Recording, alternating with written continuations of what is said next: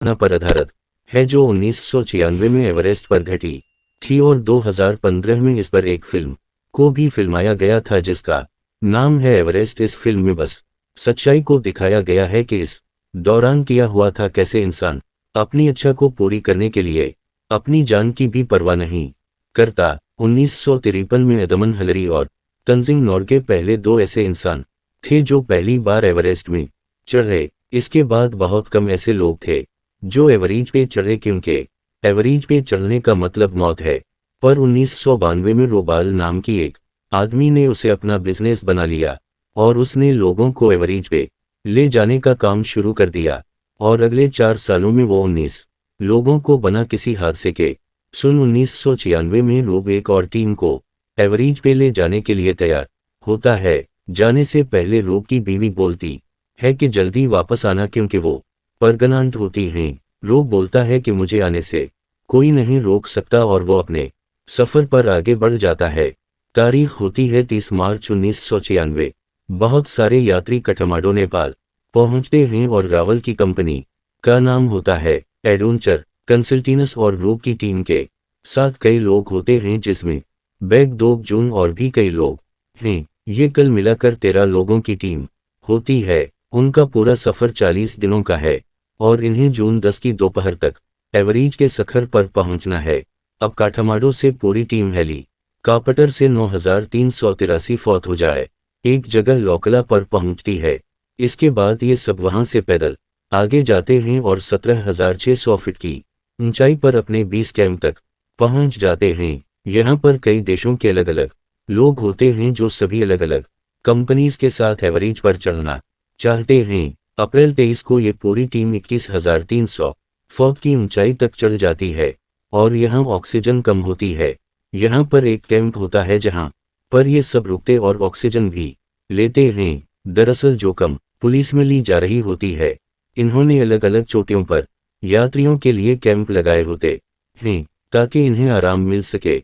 अब यहाँ से आगे का सफर इतना आसान नहीं है क्योंकि अब ऑक्सीजन कम हो रही है। पहाड़ की चढ़ाई बिल्कुल सीधी होती है और खतरनाक भी है। ये वो जगह है जहाँ पर आप बादलों के साथ रहते हैं। यहाँ पर सारे यात्रियों की सुविधा के लिए सभी कंपनीज ने मिलकर रस्सी लगाई होती है ताकि यात्री ऊपर चढ़ सकें क्योंकि बिना रस्सियों के आम आदमी एवरेज पे चढ़ जाए ऐसा हो ही नहीं सकता। पर फिर भी ये इतना आसान नहीं है क्योंकि वहाँ का मौसम की कमी इंसान को अपने आप पे धीरे धीरे मारना शुरू कर देती है। अब ये सब यहाँ से आगे बढ़ते हैं जहाँ पर पहाड़ चढ़ते हुए इन्हें बहुत परेशानी हो रही होती है। इन्हें सांस लेने में परेशानी हो रही होती है। फिर भी ये सब आगे बढ़ते रहते हैं और 24,000 फीट ऊपर पहाड़ पर चढ़ जाते हैं। अब नीचे कैंप से हेलन जोगी रो की टीम में होती है। रो को मौसम की जानकारी देती हैं कि मौसम तेजी से बदल रहा है पर मौसम ने अपना रास्ता बदल दिया है। लेकिन अगर ये उत्तर की तरफ नहीं गया तो 11 तारीख को बहुत बर्बादी हो सकती है। राव बोलता है यहाँ कोई मौसम नहीं होता, पहाड़ अपना रास्ता खुद बनाते हैं और ये वहां से अपनी पूरी टीम के साथ पहाड़ की खड़ी चढ़ाई पर चढ़ना शुरू कर देते हैं जहां हवा बहुत ही होती है और एक एक कदम बढ़ाना भी मुश्किल हो रहा होता है।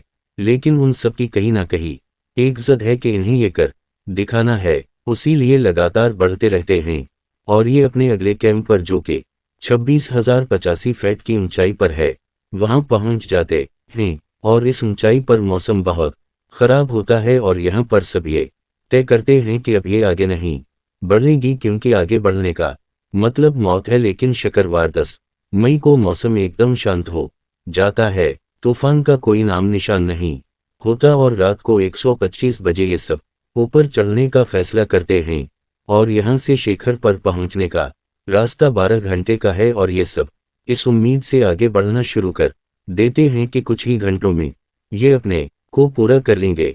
इसके बाद ये 27,600 किलोमीटर ऊपर पहुंच जाते हैं। वक्त होता है सुबह के 4 से 39। यहाँ पर उनकी टीम में एक आदमी होते हैं जिसका नाम बैग है। इसकी आंखों में कुछ प्रॉब्लम होना शुरू हो जाती है। इसे धंधला दिख रहा होता है क्योंकि कुछ ही साल पहले इसकी आंखों की सर्जरी हुई थी। राब इसे बोलता है कि हम आगे बढ़ रहे हैं और अगर तुम ठीक महसूस करो तो आधे घंटे बाद तुम भी आगे बढ़ जाना, नहीं तो तुम्हें अपना सफर यहीं खत्म करना होगा। अब बचे हुए लोग जब आगे बढ़ते हैं तो वो देखते हैं कि वहां पर ऊपर रस्सी नहीं होती और ये अब यहाँ पर रोस बांधना शुरू कर देते हैं, क्योंकि बिना रस्सियों के ये एक कदम भी ऊपर नहीं चढ़ सकते। और यहाँ से 3 लोग वापस लौटने का फैसला कर लेते हैं, क्योंकि यहाँ पर हवाई बहुत तेज होती है, बहुत ठंड होती है और उनकी ऑक्सीजन भी खत्म हो चुकी होती है, और उसी लिए मंजिल के बहुत करीब होने के बावजूद भी अब ये रसक नहीं लेना चाहते और वापस लौट जाते हैं। यहाँ पर एवरेज के पहाड़ पर बहुत गहरी गहरी बर्फ की दरारें होती हैं, जिनकी तभी नहीं देखती, और इन्हीं दरारों में गिरकर 19 लोगों की मौत हो चुकी है। उसी लिए बना रस्सियों के बना सख्त कि ये एक कदम भी आगे नहीं बढ़ सकते। अब इनकी पूरी टीम जिस जगह पर होती है ये 28,740 फीट की ऊंचाई पर है, और जब लोग इतनी ऊंचाई पर पहुंच जाते हैं तो इन्हें हाइपोथर्मिया हो जाता है। हाइपोथर्मिया ऑक्सीजन की कमी से होता है, इसमें गर्मी लगती है, जबान लड़खड़ाती है और गुस्सा भी आता है। जैसे जैसे लोग ऊंचाई पर चढ़ते जाते हैं इन्हें बहुत सारी कॉमोपलेक्टिवनेस होती हैं, जैसे दिमाग में सूजन आना, फेफड़ों में पानी भर जाना, और ये सब मौत की एक वजह हो सकती है। अब ये रस्सियां लगा लेते हैं और पहाड़ पर आगे चढ़ने की तैयारी करते हैं। उन सब की हालत खराब हो चुकी है, किसी के अंदर शक्ति नहीं है, बस एक जज्बा है जिसकी वजह से सब आगे बढ़ रहे हैं। और दोपहर 1 से 14 पर ये एवरेज की चोटी पर पहुंच जाते हैं। इन्होंने कर दिखाया होता है जो ये करना चाहते थे, और इसकी टीम बहुत खुश होती है और कुछ ही देर में ये वापस लूटने का फैसला करती है। वैसे प्लान के हिसाब से इन्हें रात के 2 बजे तक वापस लूटना चाहिए था, और ये सब लाते हो जाते हैं, और यहाँ पर पहाड़ों पर बादल मंडलाना शुरू हो जाते हैं, और इन सब से सांस भी ली जा रही होती, क्योंकि सबका ऑक्सीजन खत्म हो चुका है। रूप कैंपस से संपर्क करता है, वो बताता है कि ऑक्सीजन खत्म हो चुका है, और जितने भी ये एवरेज की चोटी तक पहुंचे अब ये सब अपना शुरू कर रहे हैं और ये लूटना शुरू भी कर देते हैं।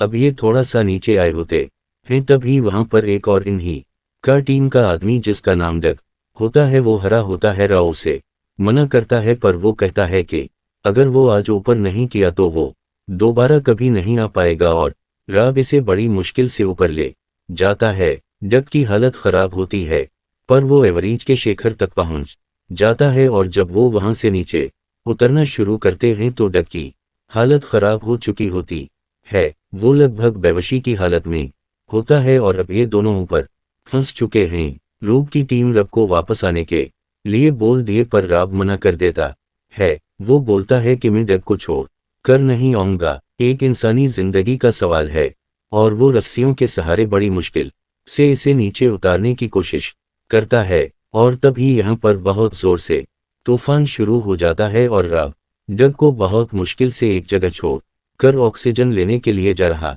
होता है। वो डग को बोलता है कि तुम यहाँ से हिलना मत, लेकिन डग का दिमाग पूरी तरह से सुन्न हो चुका है, और वो भी इसके पीछे आने लगता है। ये बात रूप को पता नहीं चलती। डग खाई में गिर जाता है और इसकी मौत हो जाती है।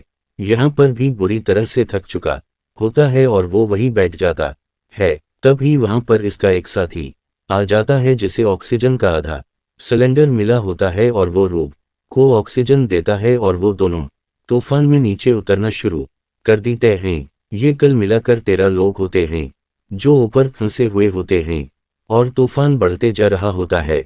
अभी रात के सुबह के 3 बजे होते हैं, और नीचे कैंप से इन्हें बताया जाता है कि उनकी मदद के लिए लोगों को उनके पास भेजा जा रहा है, पर वो तभी वहां पर आ सकते हैं जब तूफान रुकेगा, और ऊपर लोग तूफान से, ठंड से और ऑक्सीजन की कमी से मर रहे होते हैं। अब सुबह के 5 बज जाते हैं, और आज दिन होता है मई 11 का रवा के साथ, जो इसका दूसरा साथी होता है। ठंड और थकन की वजह से इस ऊंचाई पर इसका दिमाग करना बंद कर देता है, और जब रूप खुद बेखुशी की हालत में होता है तो इसका साथी अपनी जैकेट उतार देता है और बोलता है बहुत गर्मी हो रही है, और पहाड़ से नीचे स्लाइड कर जाता है। अब तक उनका कैंप से पूरी तरह से टूट चुका है, पर जब तूफान बंद होता है तब ही राब का कॉल आता है। वो बोलता है कि मैं हिल भी नहीं पा रहा हूं, क्योंकि इसके हाथ पर जम चुके होते हैं। वो इन्हें बताता है कि मुझे मदद चाहिए और मेरा साथी मर चुका है।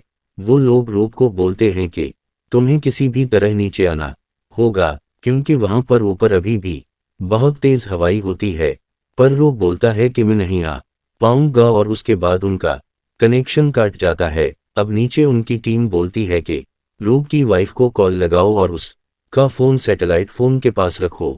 इसे अपनी वाइफ की आवाज सुनकर हिम्मत मिलेगी। और वो ऐसे ही करते हैं और इसकी वाइफ की बात करवाते हैं। रूप की वाइफ बोलती कि तुम्हें चलते रहना होगा, कुछ ही देर में धूप निकल आएगी, बस तुम किसी भी तरह से नीचे आ जाओ। रूप को वहां पर बहुत दिक्कत हो रही होती है, क्योंकि वहां पर हवाई बहुत तेज होती है और बना ऑक्सीजन के सांस लेने में काफी तकलीफ भी हो रही होती है। रूप बोलता है कि मेरे हाथ पैर जम चुके हैं। उसकी बीवी बोलती है कि तुम्हें चलना होगा, ब्लड सर्कुलेशन रोकना नहीं चाहिए।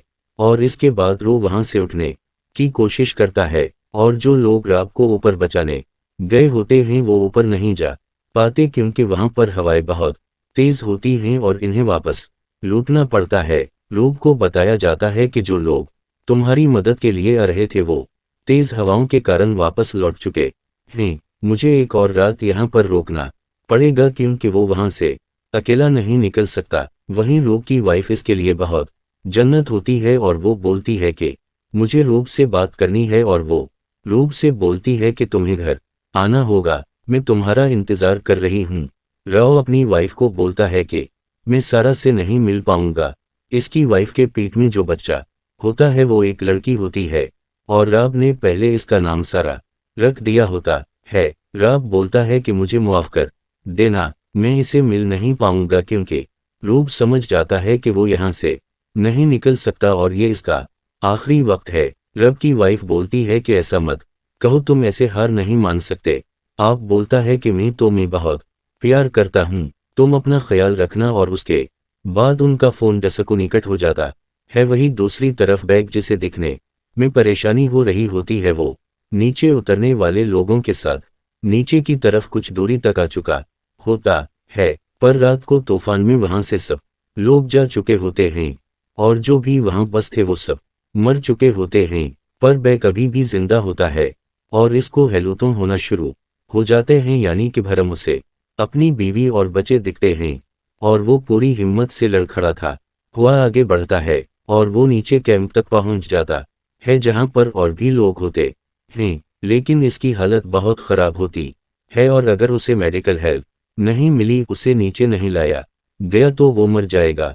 और जब ये बात इसकी फैमिली को पता चलती है तो बैग की वाइफ बोलती है कि हेलीकॉप्टर का इंतजाम मैं कर लूंगी।